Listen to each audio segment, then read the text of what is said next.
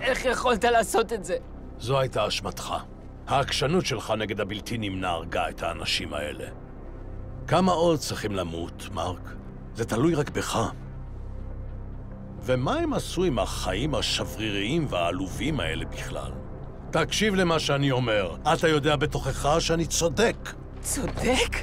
על כמה שהאנושות פתטית וחסרת ערך? החיים של אמא חסרי ערך?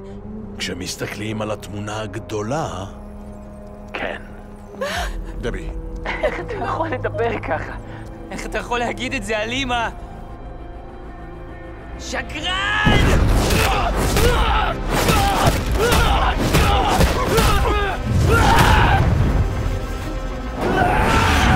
בפעם הראשונה בחיים שלך, אני מספר לך את האמת!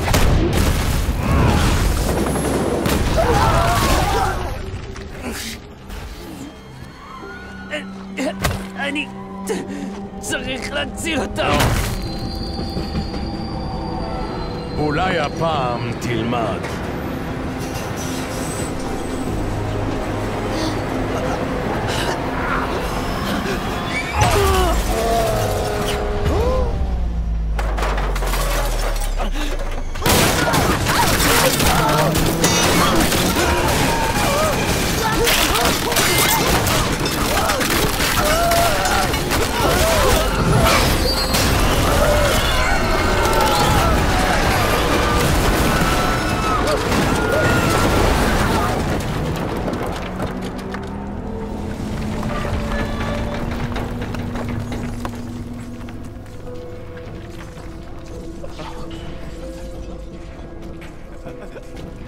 האנשים האלה הם חסרי משמעות.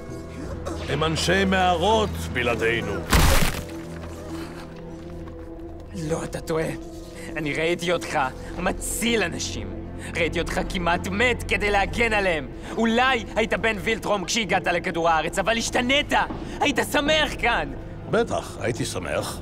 לתקופה. אבל אני נאמן לווילטרום.